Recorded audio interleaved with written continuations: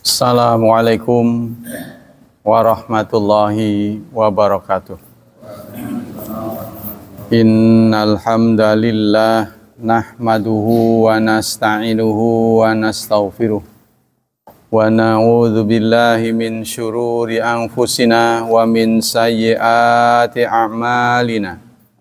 May yahdihillahu fala mudhillalah wa may yudlil fala hadiyalah. Asyhadu an la ilaha illallah wa asyhadu anna Muhammadan abduhu wa rasuluh la nabiyya ba'dah.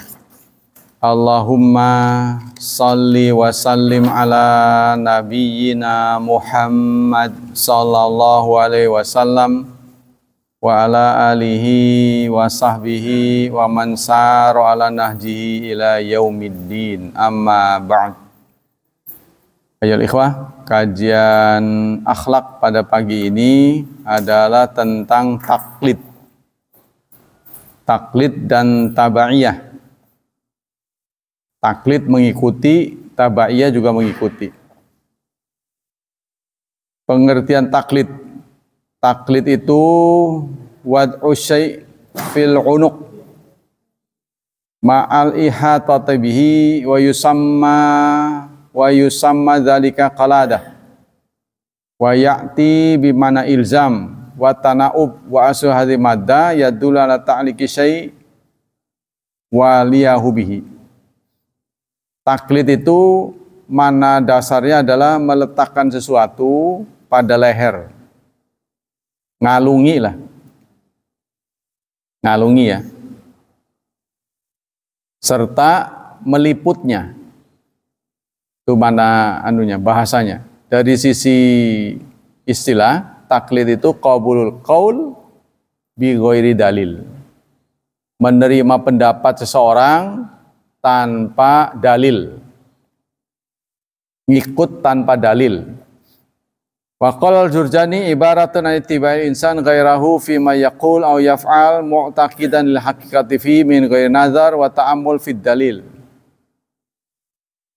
Kata Al-Jurjani, taklid itu suatu sikap mengikuti seseorang pada apa yang dia katakan atau yang dia kerjakan dengan keyakinan kebenaran ada pada orang itu. Tanpa mikir, tanpa merenung dalam dalil. Singkatnya ngikut orang tanpa alasan. Nggak ada dalilnya. Al-farqu baina taklid wal ittiba'. Perbedaan antara taklid dan ittiba'. Kullu man ittaba'ta qawlahu min ghairi ayajibu 'alaika qawlu li dalil yujibu dzalika fa anta muqalliduhu. Setiap orang yang Anda ikuti ucapannya ya tanpa wajib diterima, yang diterima itu harus ada dalilnya. Jadi artinya kita mengikuti seorang tanpa ada keterangan, maka Anda berarti muqallid. Anda taklid padanya. Jadi kalau kita ngikut orang nggak ada alasan, nggak ada keterangan, nggak ada dalil, maka kita disebut muqallid. Sikap kita namanya taklid. Wa kullu man aujaba 'alaika dalil ittiba qawli fa anta muttabi'uhu. Tapi kalau kita mengikuti seorang karena alasannya sama, tepat, ya dalilnya tepat, maka itu namanya ittiba. Sama-sama ngikut. Ada yang ngikut karena mengerti kenapa dia harus ngikut, ada yang nggak ngerti kenapa dia harus ngikut. Ya, yang ngerti tahu dalilnya, maka dia muttabi'. Ittiba. Al-farqu bainal ilmi wa taqlid. Anal ilma huwa i'tiqadu syai' ala ma huwa bihi ala sabil thiqah. Nah, ini jadi panduannya adalah ilmu. Ya, jadi Islam itu akhirnya agama dalil. Tanpa dalil kita tidak boleh mengerjakan. Wa taqlid qabulul amri mimman la yu'manu alaihi gharat bila hujjah.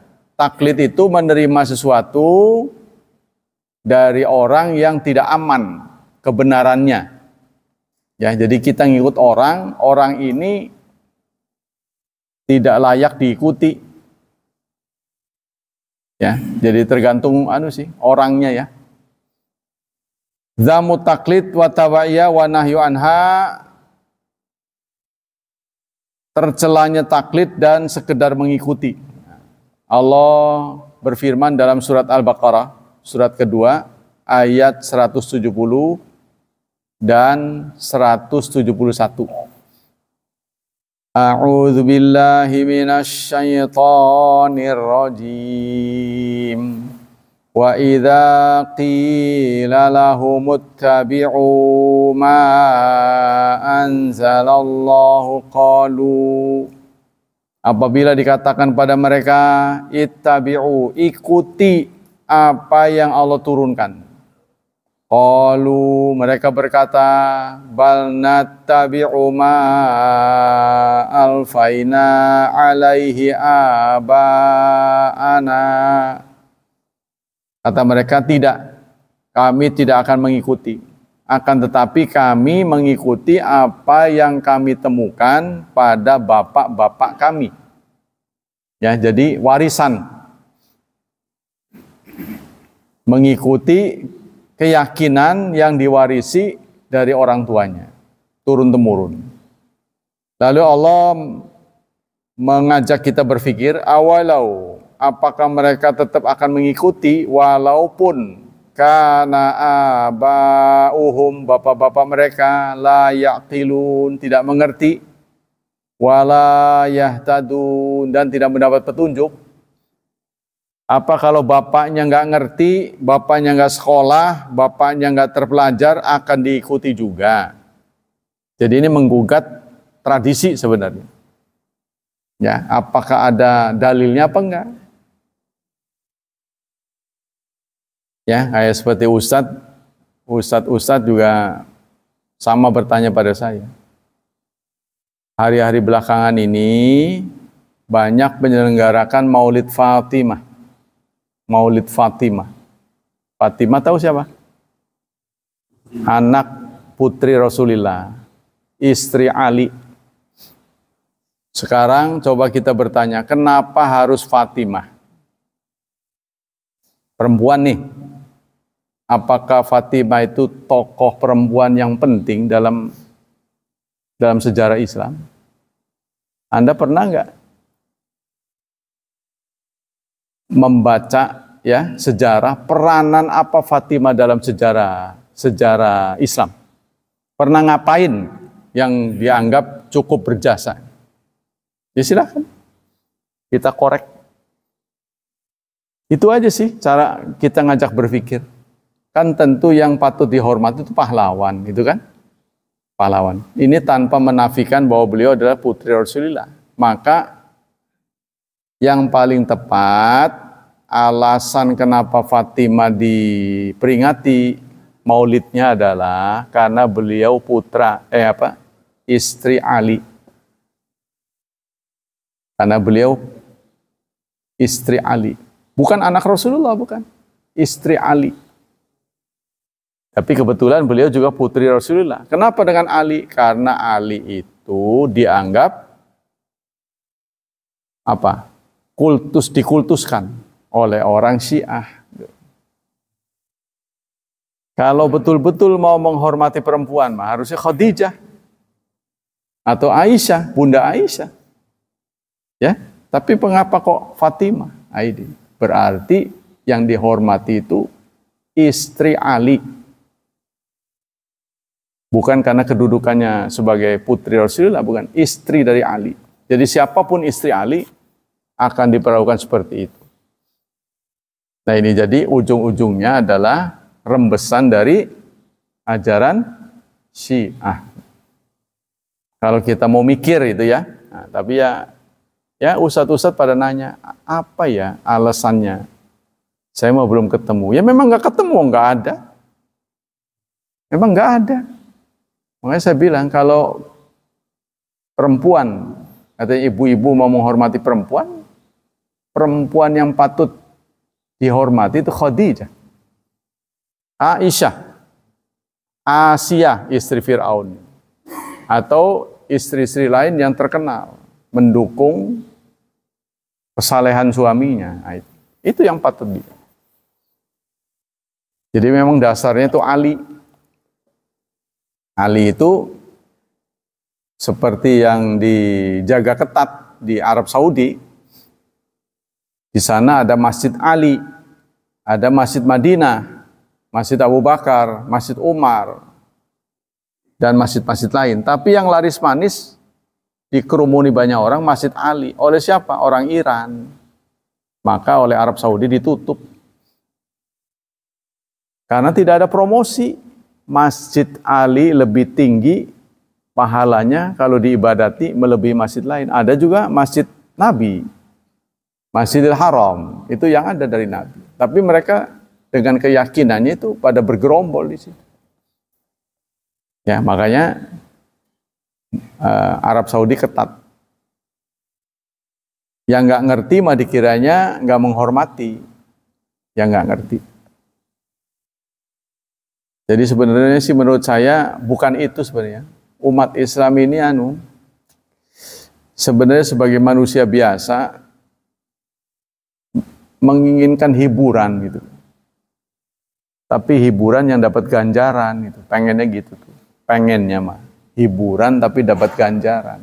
Nah, sementara dalam ajaran Islam mengatasnamakan agama kalau nggak ada petunjuknya nggak boleh. Lebih baik jangan pakai agama. Ya kan? Piknik bersama, nah itu silakan. Lebih baik begitu daripada mengatasnamakan agama tidak ada petunjuknya. Kita lanjutkan. Wa mathalul ladzina kafaru, perumpamaan orang kafir, kamathalil ladzi yan'iku, seperti orang yang manggil-manggil, menyeru binatang. La yasma'u illa du'a'aw wa nida'a, mereka tidak menyeru kecuali panggilan dan seruan. Apa sih bedanya orang manggil orang dengan orang manggil binatang? Bedanya apa tuh? Ya, contohnya ada kucing dinamai Blacky, ya kan? Terus ada orang namanya Ireng Maulana kan? Sama kan, satu Inggris satu bahasa Indonesia kan? Ireng gitu. Blacky itu kan. Cuma keren aja bahasa Inggris. Blacky. Si kucing menoleh, bahkan mendekati. Orang juga mendekati. Terus bedanya apa ini menurut Al-Quran nih? Perumpamaan orang kafir itu seperti orang yang memanggil. Maka orang itu tidak akan datang kecuali dengan suaranya saja. Nah, menurut kajian, ya, manusia itu adalah makhluk Allah yang memahami simbol. Binatang tidak memahami simbol. Jadi keistimewaan apa yang dimiliki oleh manusia berbeda dengan binatang? Satu, manusia bisa bertanya, binatang nggak bisa. Binatang bisa meniru seperti beo, tapi dia nggak bisa nanya. Ya, jadi satu-satunya yang berbeda dari manusia dengan makhluk hidup lain, manusia itu bisa bertanya. Bertanya merupakan produk fikir, mikir berasal dari akal. Jadi modalnya Allah berikan akal, ya. Gejalanya adalah mikir tampak yang bisa dilihat itu, orang mikir kan nggak kelihatan kan? Seperti Anda merenung, ngantuk apa mikir, susah dibedain. Ngantuk, mikir apa ngantuk?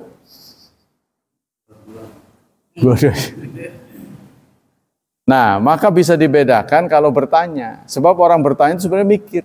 Pemikir aktif itu bertanya. Jadi pikir dan tanya, bedanya aktif dan pasif. Kalau berpikir, dia nggak nanya, itu pasif. Tapi kalau bertanya, itu hasil olah pikir.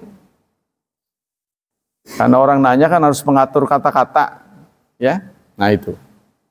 Nah bedanya situ katanya. Kata di sini perumpamaan orang kafir seperti orang yang menyeru, maka binatang tidak akan mendengar kecuali suaranya aja, bleki gitu, tanpa mengerti apa maksudnya. Jadi dia nyamperin. Nah ini memang jelimet juga ya. Panggil ireng, ireng Maulana. Dia juga mendekat sama apa? Kalau binatang menangkap suara. Ila sumun bukmun. Mereka itu sumun, bisu, dengki apa? Budak ya. Tuli, bukmun, bisu, umyun, buta.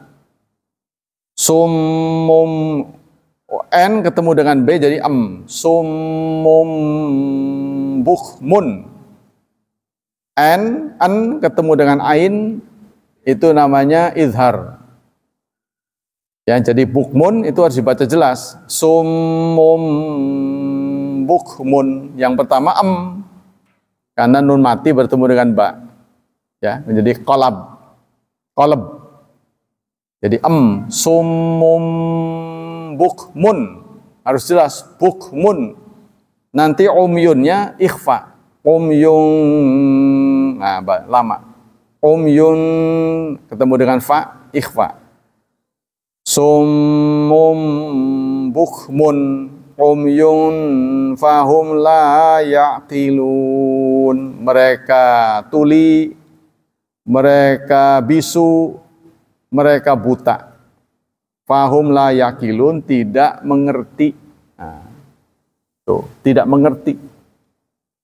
Jadi yang namanya binatang tidak punya visi dan misi. Saya nih jadi binatang, diberi oleh Allah umurnya sekian, ngapain aja ya? Saya ini, apa yang saya harus lakukan? Itu nggak kepikiran sama binatang. Kalau manusia berpikir, yang mikir mah, ya, saya diberi kuota oleh Allah sekian umurnya. Saya mau ngapain aja nih supaya nilai hidup saya ini berharga. Tidak berakhir dengan nista. Sebab kita hidup bukan kebetulan. Kalau kebetulan sih udah sejalannya aja. Masalahnya hidup itu titipan. Hidup itu akan kita pertanggungjawabkan. Nah ini, Anda sudah diberi nikmat, akan dimintai tanggung. Ini yang berat tanggung jawab. Tanya begini-begini, nah ini bisa nggak jawabnya? Qala Sa'di, akhbara ta'ala an halil musyrikin idza umiru bittiba'i ma anzalallahu rasuli mimman taqaddama wasfu raghibu an dzalik. Kata Sa'di, Allah mengkhabarkan lewat ayat ini orang musyrik kalau diminta untuk mengikuti apa yang Allah turunkan pada Rasulnya, mereka males. Ya, raghibu an dzalik, benci. Sebenarnya kalau saudara perhatikan baik-baik, Rasul ini berbeda dengan manusia biasa, kan dia menguasai yang gaib. Ya, yang gaib itu sesuatu yang nggak mudeng sebenarnya sih.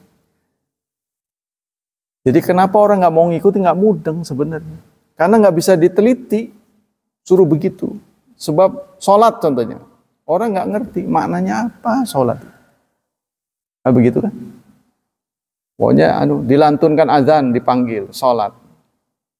Apa manfaat dari sholat? Kalau orang tidak beriman, kan? Kalau macul kan mending, nanam singkong. Contohnya bapak nyuruh anak, kamu pokoknya gali ini, tanam. Nah, berapa bulan kelihatan tuh kan? Atau nanam cabai, kelihatan tuh tumbuh. Nah ini sholat ini. Kalau orang nggak beriman, nggak akan paham. Apa maknanya? Kan? Nah ini kalau orang tidak, makanya karakter orang muttaqin yang pertama adalah yu'minuna bil ghaib. Terus terang aja dalam masalah gaib ini, kita mendapat ujian yang besar. Karena nggak mudeng. Sholat fajar, sunnah tuh, pentingin. Sebab 2 rakaat fajar lebih baik daripada dunia dan seisinya. Yang benar. Kalau orang yakin mah nggak mungkin berdesak-desakan cari lapak yang strategis sampai meninggalkan sholat subuh. Saya tidak mengatakan semua nggak sholat ya, tapi kebanyakan. Sebab mereka rata-rata tidak berkawan. Jadi mereka berebut lapak, kalau kurang cepat diduluin orang lain di pasar tuh. Kan dia nggak punya hak milik kan di pinggir-pinggir itu. Kecuali dia retribusi ke tukangnya, pokoknya ini tempat saya, jangan diganggu. Mungkin saja begitu. Kan banyak pungutan liar kan sebenarnya. Yang pakai tiket mah iya, tapi banyak yang nggak pakai, udah ngasih-ngasih aja. Udah paham lah. Nah, bal nattabi'u, lalu mereka menjawab, tidak, kami tidak mau ikut, tapi yang kami ikuti adalah yang sudah formal, sudah kami terima dari orang tua. Nah, kalau semua orang tua, semua anak jawabannya mengikuti orang tua, maka tidak ada yang ikut wahyu nanti. Tidak ada yang mengikuti Rasul, karena dia sudah dapat dari orang tuanya begitu ya begitu. Termasuk kita ya. Muslim, ada yang tidak pernah menggugat, sehingga kalaupun dia menjalankan Islam itu ikut-ikutan saja. Nah ini namanya taklid, ikut-ikutan. Faktafu bi taklidi aba wa zuhidu fil iman bil anbiya. Maka mereka cukup mengikuti bapak-bapak dan mereka zuhidu fil iman bil anbiya. Tidak mau menganggap remeh iman kepada nabi-nabi. Wa ma hadza fa'abahum ajhlun nas. Maka kalau begitu mereka ini adalah sebodoh-bodohnya manusia. Ya, karena itu tadi tidak punya visi dan misi. Wa asyadum dolalan, dan sangat berat dolalan, sesatnya. Wa hadhi syubhatun, ini adalah bentuk syubhat. Liradil haq wahiyatun fahadha dalil ala iradihim anil haq wa raghbatihim anhu wa adam insafihim, tidak insaf. Falahudu lirusyihim wa hasuna qasum lakana haq huwal qastu. Kalau mereka mendapat petunjuk, ya, niscaya mereka akan menemukan jalan yang benar. Tapi sekarang begini, kepada siapa orang kafir harus bertanya tentang Islam? Itu aja jawab satu. Kepada siapa? Katakanlah dia kepengen tahu tentang Islam. 10 orang Islam ditanya, jawabannya beda-beda. Bingung juga kan dia. Orang kafir kalau ada ya di hatinya ini renungan, waduh, saya pengen tahu Islam itu sebenarnya gimana ya. Nah ini kepada siapa dia harus bertanya? Kalau dia destinasi kepada 10 orang, dia tunjuk si A, si B, si C. Jawaban dari 10 orang ini beda-beda. Ini yang bikin mereka susah. Maka pelajaran agama yang ada di sekolah-sekolah negeri itu cukup efektif untuk mengajak mereka berpikir. Maka itulah ada kelompok yang tidak menginginkan pengajaran agama ditiadakan. Sebab itu sangat besar andilnya untuk mengajak orang menjadi muslim. Jadi banyak orang kafir ngikut pelajaran ajaran Islam karena dia sekolah negeri menjadi muslim. Karena yang dia terima dari sekolah dengan di masyarakat berbeda. Oh begitu, dia diajak berpikir. Kalau di masyarakat kan nggak ada, pokoknya begitu aja. Ya inilah namanya taklid. Summa qala wa masalati kafaru lama bayan ta'ala adam min qiyadim liman ja'at bi rusul wa radhum lidzalika taklid ulima min dzalika annahum ghairu qa'il bil haqq wa la mustajibin lahu bal kana maluman likulli ahadin annahum la yazulu an inadihim. Jadi mereka tetap pada pendirian orang tuanya. Qala al-Qurtubi qala ulamauna wa qata afai hadil afat tu'ti ibtala taklid. Nah, dengan demikian ayat ini kata Al-Qurtubi membatalkan taklid. Ya, kalau dipanggil mari kita menjalankan perintah Allah, ya mereka mengatakan kami tidak hasbuna, surat 5 ayat 104. Cukup bagi kami ma wajadna alai aba'ana, apa yang kami terima pada bapak-bapak kami. Nah ini ya, kebanyakan orang itu tidak menggunakan pikirannya. Atau kadang-kadang ada juga ya pencerahan dalam hatinya, tapi dia melihat masyarakatnya begitu. Waduh, kalau saya sampai berbeda, gimana nih? Berbeda dengan masyarakat. Ya contoh lah, kalau ada orang terlahir dari keluarga Hindu Bali, bagaimana dia mau Muslim? Dia kan harus keluar dari keluarganya, ya. Mungkin diboikot, mungkin dijauhi, akan dibully. Dia menghadapi tantangan-tantangan seperti itu. Jadi perlu ada kekuatan batin yang luar biasa. Ai idza du'u ila dinillah wa syar'ihi wa ma aujawatar kama harama qalu yakfina. Mereka berkata cukup bagi kami apa yang kami jumpai pada orang tua. Nah, tidak terkecuali kalau alasan begini itu kita dapati juga pada muslim. Banyak muslim yang mengikuti orang tuanya gitu. Ya kebetulan sih orang tuanya benar. Ya, kalau nggak benar bagaimana? Kalau dia hanya sekedar mengikuti orang tua tanpa menyelidiki, maka Islamnya tempelan saja. Dia tidak mengerti kenapa saya begini, kenapa saya begitu. Tapi kalau dia punya ilmunya, ya ketika dibenturkan pada yang berbeda, dia tidak akan goyah. Bedanya di situ.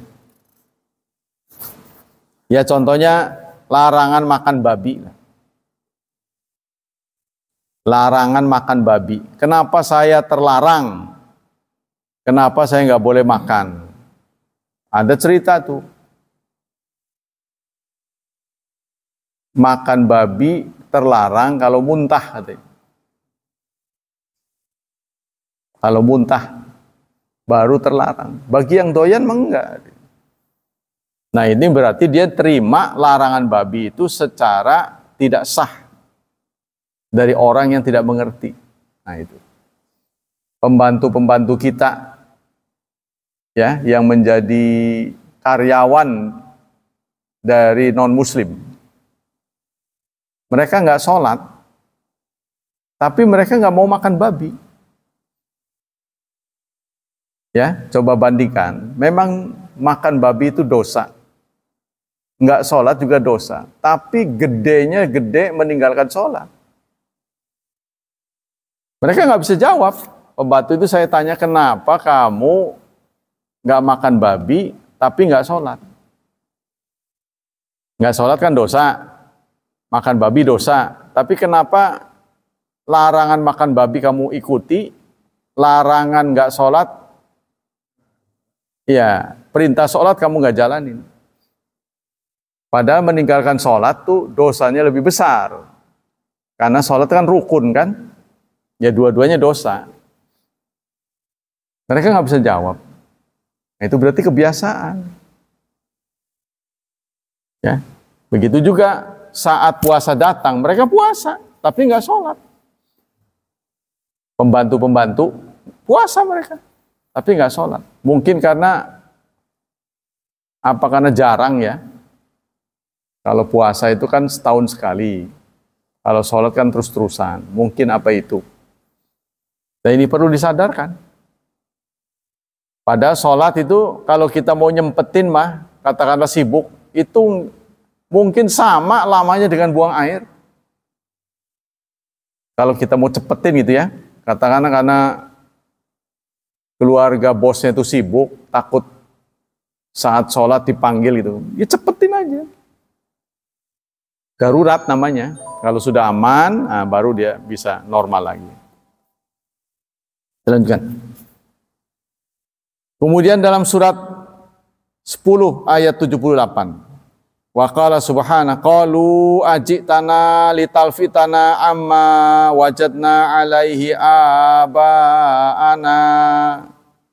Mereka berkata, apakah engkau datang kepada kami tujuannya supaya kami berpaling dari apa yang ditemukan oleh kami pada bapak kami?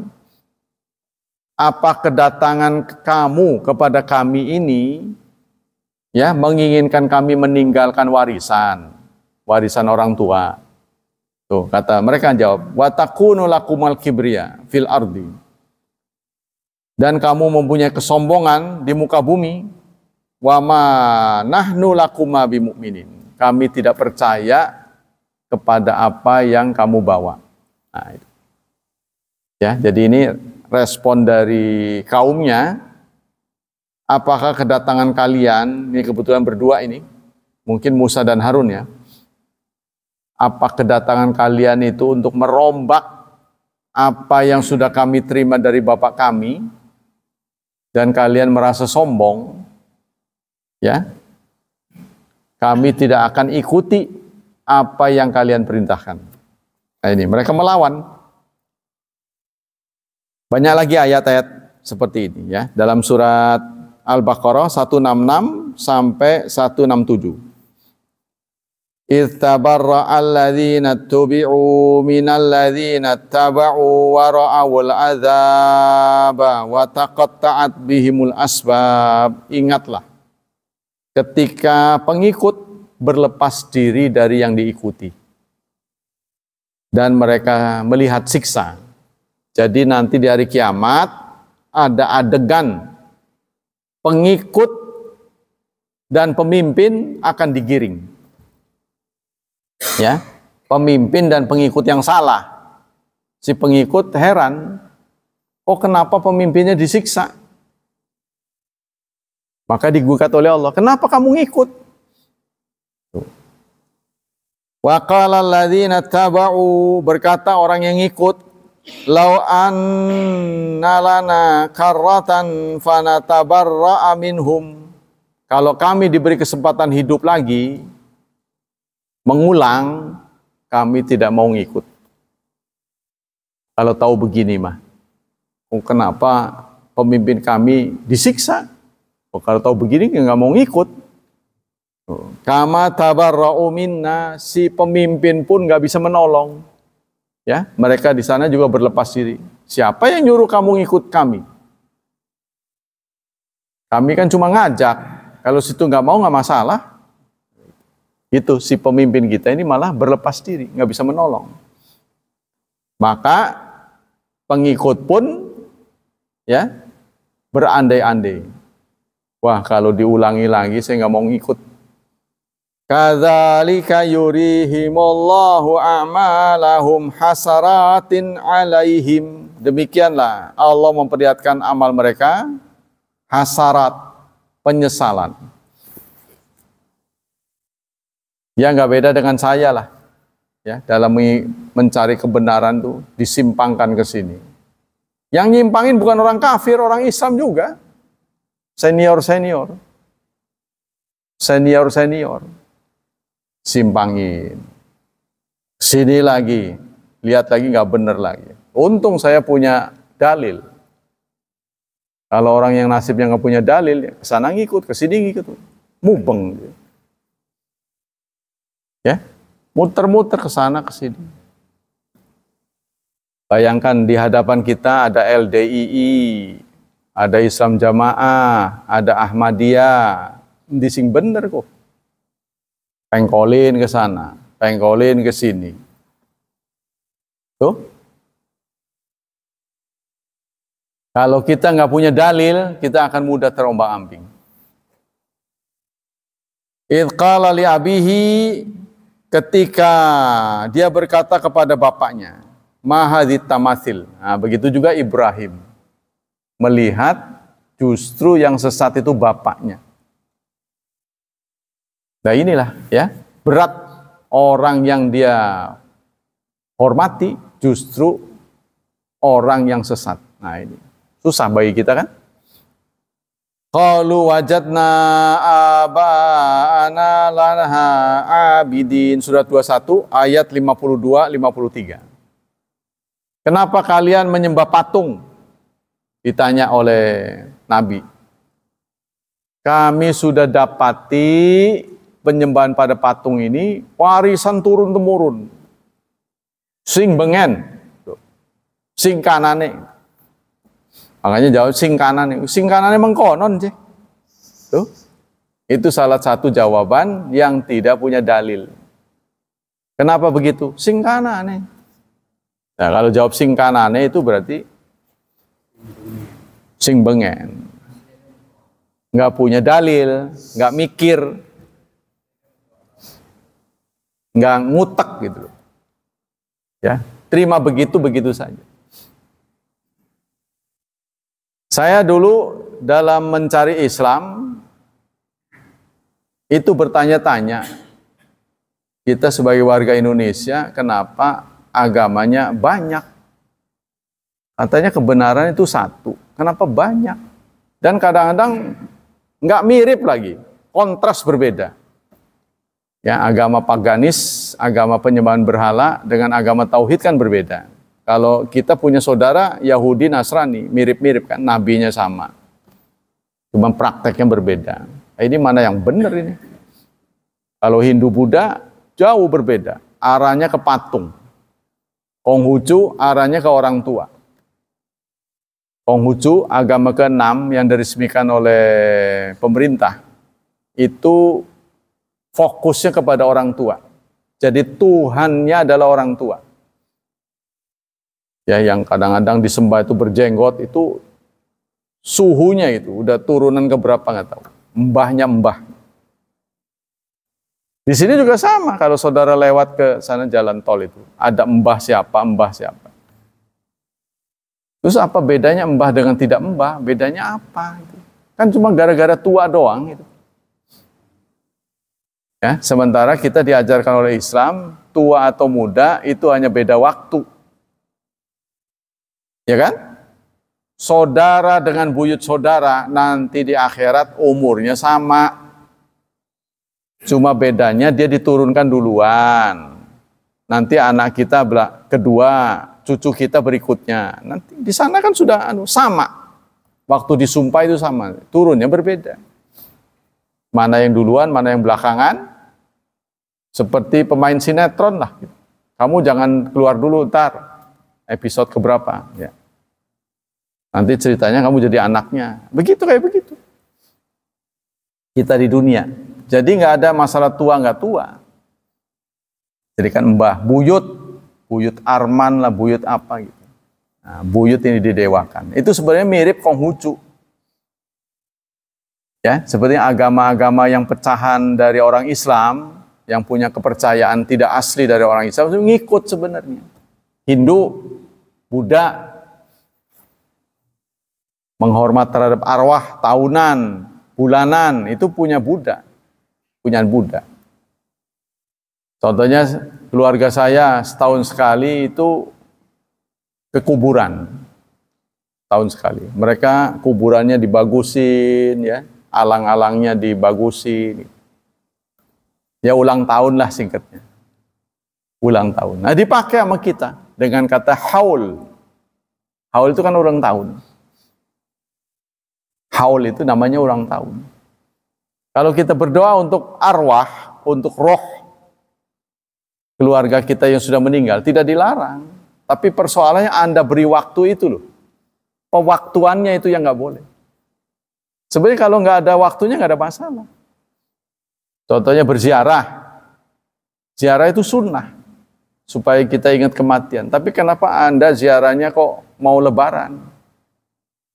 Kalau alasannya diterima akal sehat boleh, bisa. Ya karena kami anak-anaknya nggak sibuk, ketemunya pas lebaran. Jadi berkunjung sekalian. Nggak ada masalah. Tapi kalau alasannya ya umumnya kan begitu, orang nyekar mah. Ah ini umumnya ini, nggak boleh. Alasannya, ya kan? Ini yang diterima sejak dulu, ya. Itu jadi fokusnya Konghucu itu ke orang tua. Karena itu kita beruntung kalau kita menghormati orang tua. Cuma sikap hipokritnya, sikap munafiknya, orang tuanya dihormati setelah mati. Jeleknya begitu. Waktu hidup mah sakit, diam aja. Udah mati, petinya aja terbelah. Terbelah itu kayu jati yang bunga cengkeh. Bunga cengkeh. Waduh, itu digotongnya bisa 10 orang. Beratnya bukan main. Ya ngapain itu? Ngapain? Itu kan kayu buat orang mati itu ngapain? Toh hancur juga. Nah ini kalau kita begitu, yang mikir kita. Tapi mereka nggak menggunakan pikiran.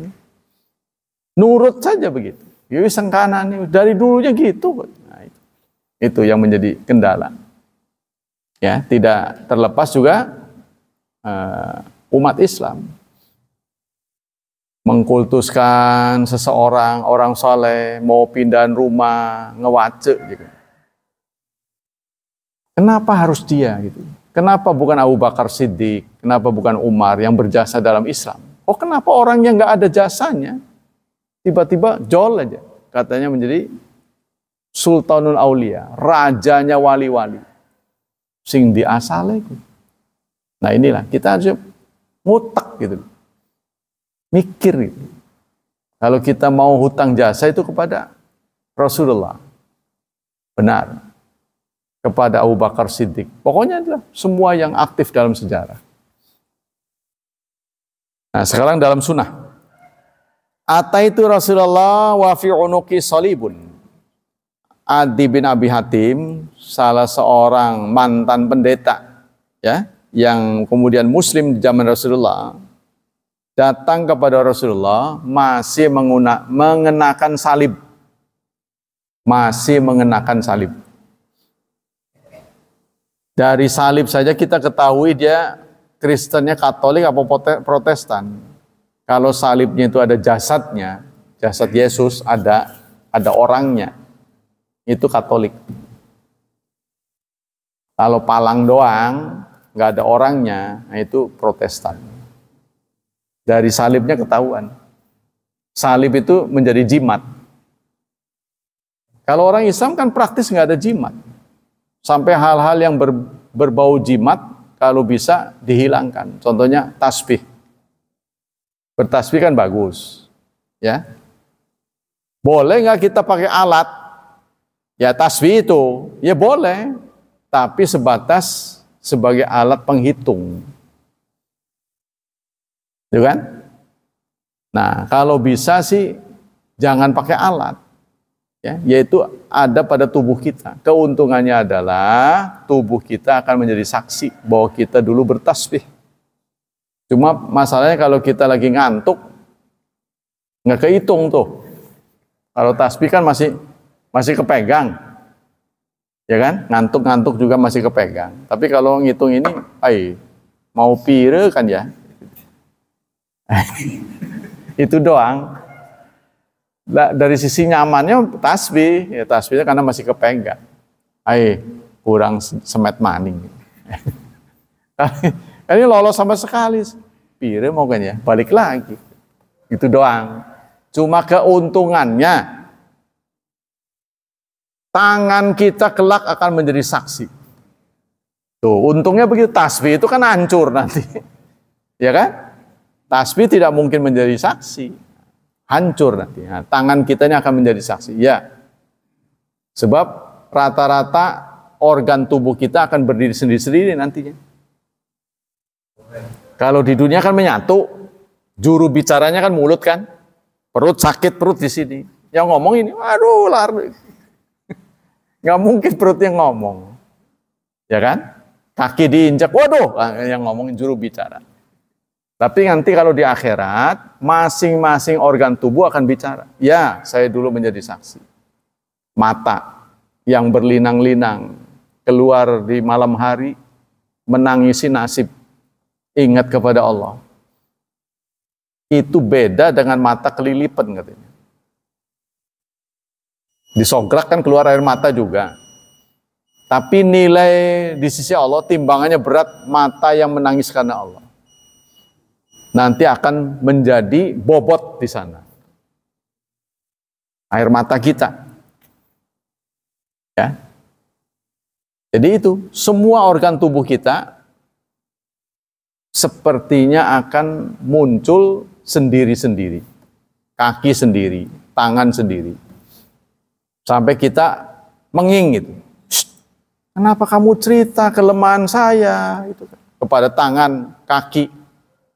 Antakanallah, Allah yang nyuruh. Waktu di dunia saya bagian dari tubuhmu, tapi di akhirat udah masing-masing. Tangan bicara, kaki bicara. Ay, ngomong-ngomong. Kenapa ngomong gitu? Kita bisa negor tangan kita. Kenapa kejelekan diceritain? Antakanallah, Allah yang menyuruh kami bicara. Udah kita nggak bisa ngomong apa-apa. Maka itu al-yauma nakhtimu ala afahihim. Surat Yasin 36 ayat 60. Hari ini kami bungkam mulut. Waktu di dunia mulut. Yang bicara mulut, juru bahasa tubuh kita. Apa Pak?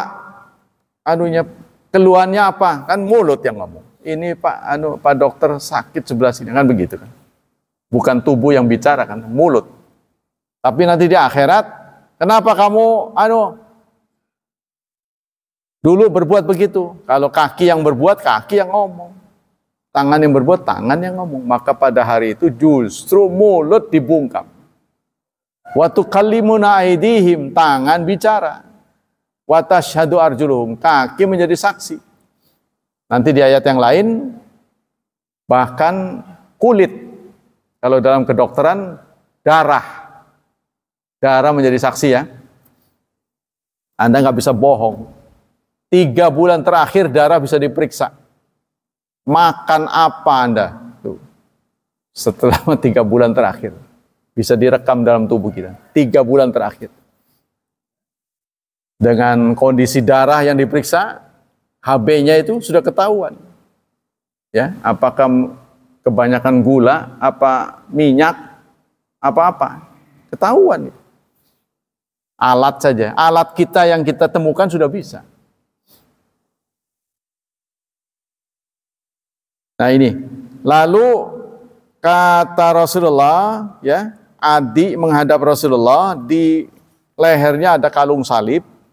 Lalu Rasulullah menegur, ya Adi bin Hatim alqi hadzal wasan min unuk. Adi, lepas kalungmu itu. Wantahi itu ilaihi wa huwa yaqra surah Bara'ah hatta ata hadhim ittakhadhu ahbara wa rubbana arbaba min dunillah. Lalu Rasulullah mengungkap ayat surat 9 ayat 31. Mereka menyindir ini orang Nasrani ya, karena Adi ini orang Nasrani yang menghadap Rasulullah Muslim. Mereka menjadikan ulama-ulama, rahib-rahib, arbaban, Tuhan selain Allah.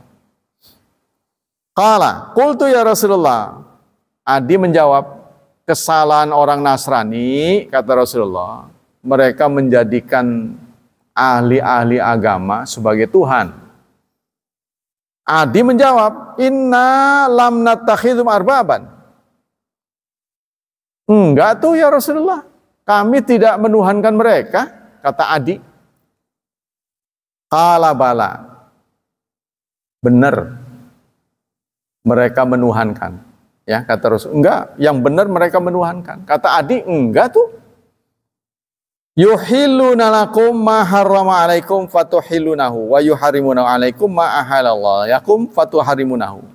Sebabnya adalah apa kata pendeta? Kata pendeta halal meskipun dari Allah haram. Ya, maka kamu ngomong halal. Tuh. Apa yang Allah haramkan, kata pendeta haram, jadilah haram. Sama dengan orang Nasrani. Kenapa mereka makan babi? Padahal di kitab sucinya babi itu haram. Bukan kitab suci Islam, bukan. Bukan Quran. Kalau Quran wajar. Mereka nggak percaya kan? Ini kitab suci mereka. Di kitab suci mereka babi itu haram. Kok kenapa halal? Oh, sudah diamandemen. Tuh. Beda. Babi dulu dengan babi sekarang beda. Jadi susah ngomongnya. Ini satu bentuk. Kenapa orang Nasrani tidak sunat? Padahal Yesus sunat di usia 8 hari. Itu ada di kitab suci. Yesus disunat umur 8 hari. Kenapa nggak ngikut? Oh, itu Yesus. Khusus. Kata pendeta udah nggak usah. Nah ini. Nah kemudian sunat dibuktikan oleh ilmu kesehatan sebagai kebaikan. Ilmu kesehatan mengakui sunat itu bagus. Sehingga orang yang terlahir di Korea Selatan, rumah sakit formal, pasti paket sunat itu bagian dari persalinan. Bayi yang keluar dari rumah sakit pasti sudah disunat. Otomatis, nggak perlu disuruh. Nggak perlu ada perayaan sebenarnya.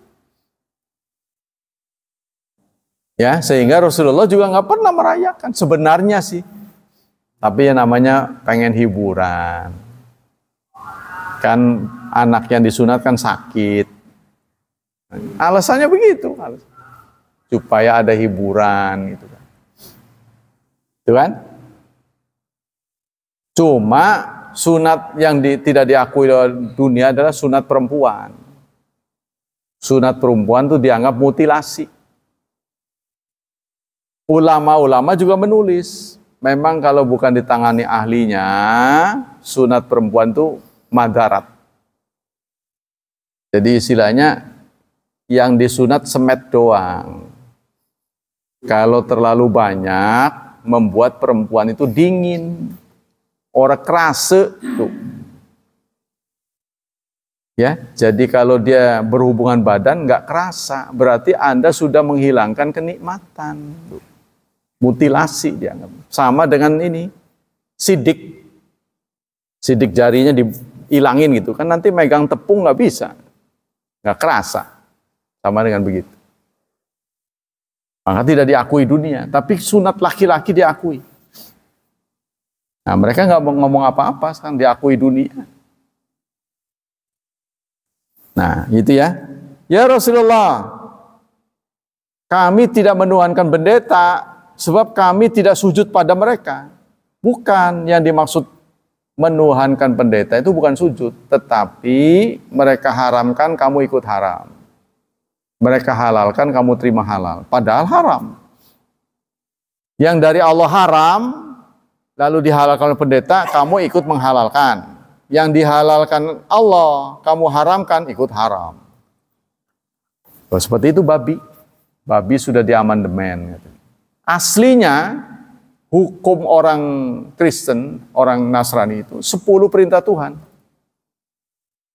10 perintah Tuhan itu tidak ada yang bertentangan dengan Islam. Jangan kau tegakkan kayu, lalu kau sembah.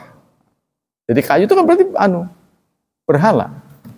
Jangan kau tegakkan kayu, lalu kau sembah. Nggak boleh. Salah satu bunyi dari 10 perintah Tuhan, 10 Commandment.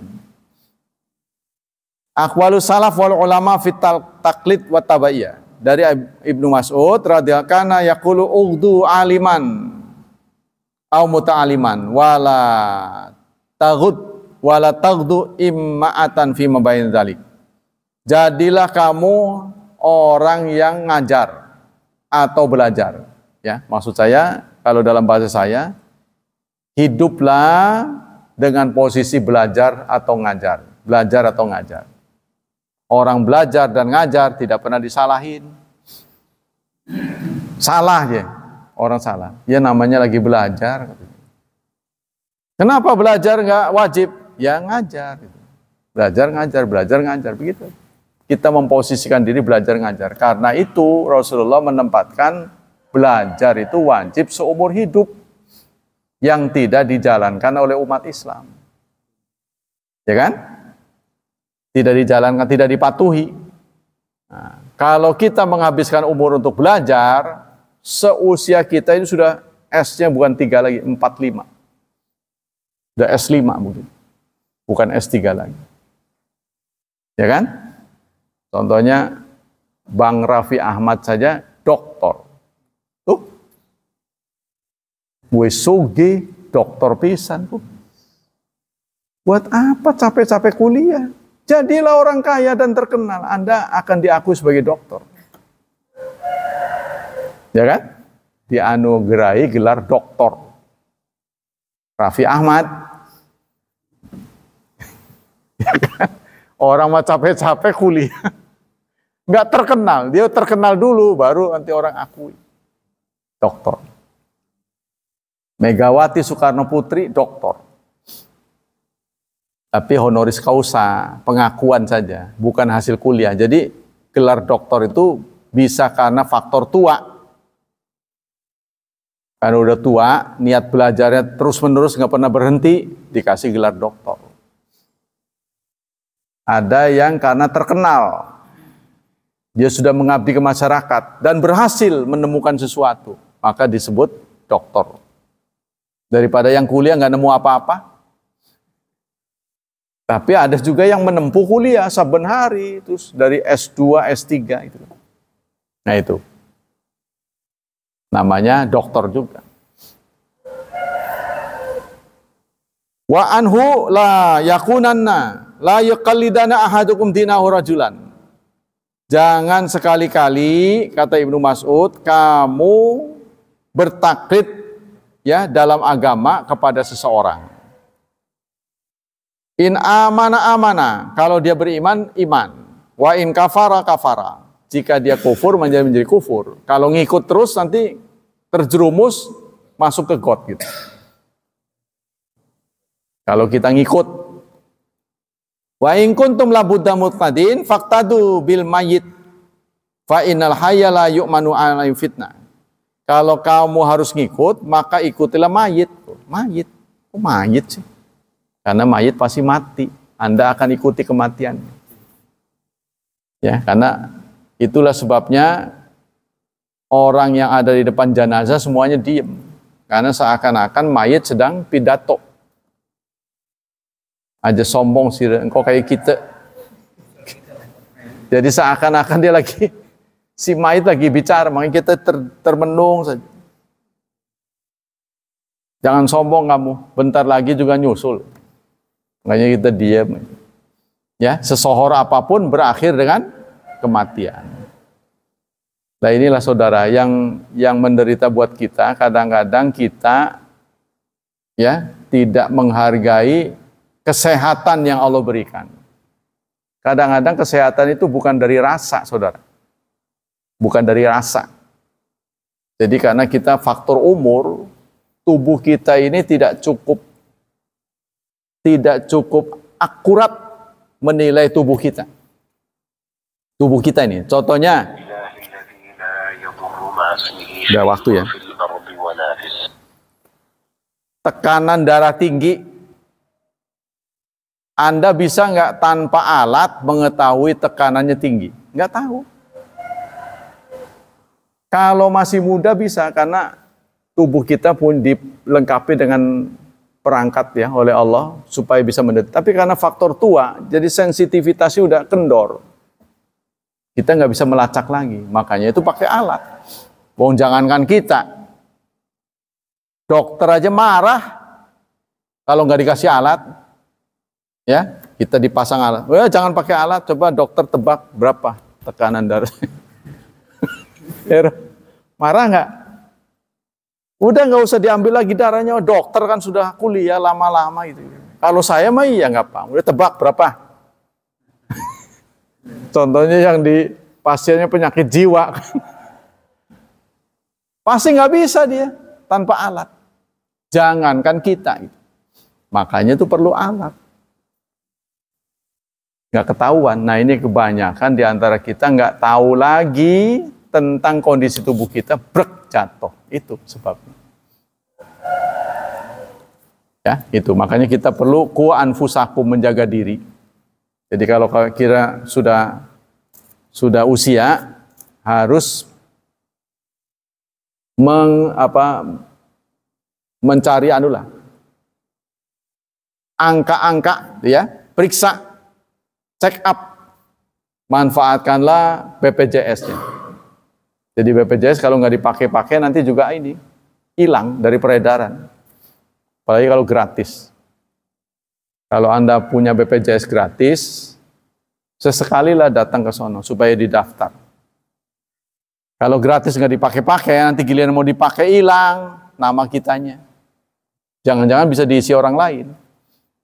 Karena dianggap nggak perlu. Jadi setahun sekali mewayahnya, periksa.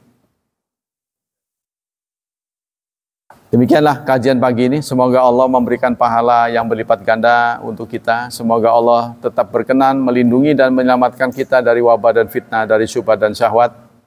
Dan kita tidak henti-hentinya berdoa untuk anak-anak kita. Semoga hidup mereka dimudahkan, diberkahi, serta ditakdirkan menjadi hamba Allah yang saleh dan salihat. Subhanakallah wa bihamdika. Asyhadu alla ilaha illa anta astaghfiruka wa atubu ilaik. Wassalamualaikum warahmatullahi wabarakatuh.